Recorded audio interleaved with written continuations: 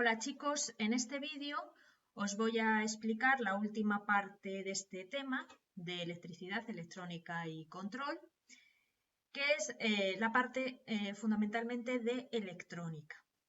¿Qué es lo que vamos a ver en el tema? Pues fundamentalmente cuáles son los principales elementos de un circuito electrónico. Hemos visto a lo largo de esta unidad didáctica cuáles eran los principales componentes de un circuito eléctrico. Teníamos las lámparas, los motores, la pila, los interruptores, un zumbador, y ahora vamos a ver qué diferencia hay entre esos circuitos eléctricos y los circuitos electrónicos. Vamos a ver cuáles son los principales componentes de esos circuitos electrónicos, qué características tienen. Quiero que aprendáis también sobre todo a distinguirlos, es decir, que si un día abrís un aparato y veis algo de eso, pues sepáis lo que es y fundamentalmente para qué sirven, es decir, por qué están ahí.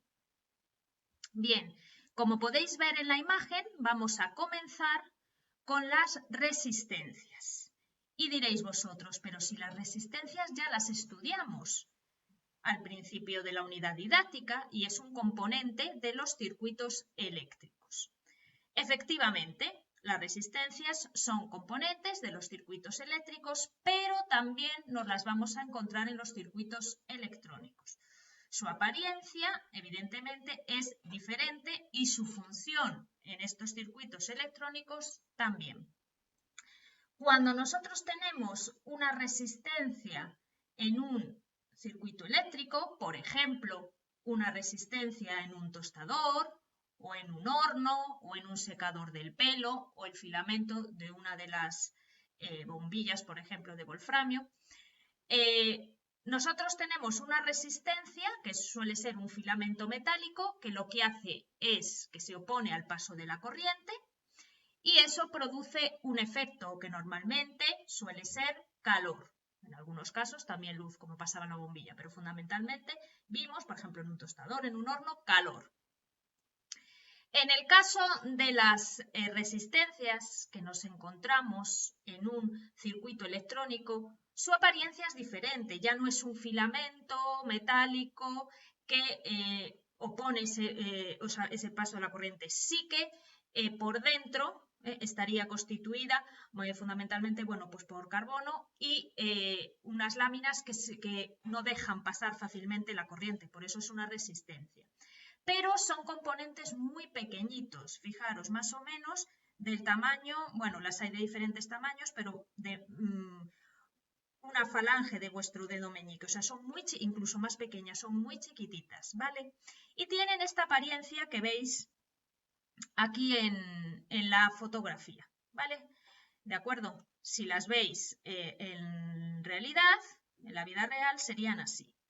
Y son muy características porque, como podéis ver aquí, tienen muchos colorines, tienen bandas de colorines, ¿vale? Siempre que abráis un aparato electrónico, de cualquier aparato que tengáis viejo en casa, y veáis unas cositas así, de este tamaño, con colorines, son resistencias, ¿de acuerdo?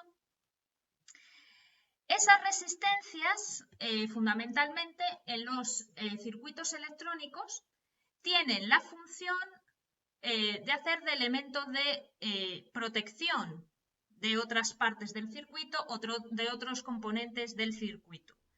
Por ejemplo, vosotros sabéis que si tenemos varios componentes en serie, la tensión, por ejemplo, la tensión de una pila, se repartía entre esos componentes.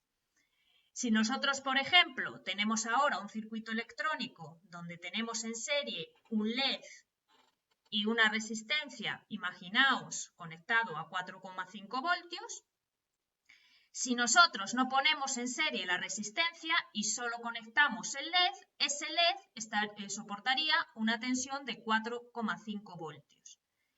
¿Qué ocurre? Que los LED tienen una tensión normalmente menor que soportan y esa está especificada por el fabricante. Imaginaos que el fabricante me dice que ese LED solo puede soportar 1,8 voltios. Entonces fundiríamos el LED. ¿Para qué colocamos en serie con él una resistencia? Para que parte de la tensión caiga en los extremos de esa resistencia y parte en el LED. Se reparte entre ellos y así protegemos al LED. Bien, una vez que sabemos más o menos la función de estas resistencias como elementos que se oponen al paso de la corriente y que sirven de protección en estos circuitos electrónicos, vamos a ver qué significan estas banditas de colores. Cuando nosotros vamos a comprar una resistencia de este tipo, o cuando nos la encontremos en un aparato o en un taller, nosotros no sabemos el valor en ohmios que tiene esa resistencia. ¿Por qué? Porque está dado como un código de colores. Es un código que nosotros tenemos que descifrar. ¿De acuerdo? Entonces, las resistencias, la mayoría tienen 4 banditas de colores. 3 que están un poquito más juntas, como vemos aquí, y una que está un poquito más separada, que suele ser de color dorado o plateado. Para saber el código, o sea, para leer ese código de colores y saber el valor en ohmios de esa resistencia, debemos colocar la resistencia con la bandita dorada o plateada hacia la derecha. Si la colocamos al revés, lo estaremos leyendo mal, ¿de acuerdo? Entonces, siempre hacia la derecha la bandita esta dorada o plateada. El primer color me va a indicar la primera cifra de ese valor en ohmios. El segundo color, la segunda banda, me va a indicar la segunda cifra. Ojo, el tercer color ya no me indica una cifra. Fijaos aquí que pone multiplicador. ¿Qué quiere decir eso? Me va a indicar el número de ceros que yo tengo que añadir. Y luego el cuarto color, dorado plateado, lo que me indica es la tolerancia. Ya después veremos qué es eso de la tolerancia. ¿De acuerdo? Lo vamos a ver esto con un ejemplo. Imaginaos que yo quiero saber el valor en ohmios de esta resistencia. La coloco así y vamos a irlo escribiendo aquí. En primer lugar tengo el color azul, por lo tanto me voy a la tabla, la primera banda azul indica que es un 6, pues escribo un 6. La segunda banda es un rojo, pues la banda 2 de color rojo me indica que es el valor 2, pues un 2. La tercera banda, acordaros, no me indica una cifra, no quiere decir que yo tenga que poner un 5, ¿vale? Sino que tengo que añadir 5 ceros. Indica siempre el número de ceros que yo tengo que añadir, por eso pone multiplicado por 100.000. 1, 2, 3, 4 y 5. ¿De acuerdo? Y luego, ya como esta bandita es dorada, pues sería una tolerancia de más menos un 5%. ¿De acuerdo?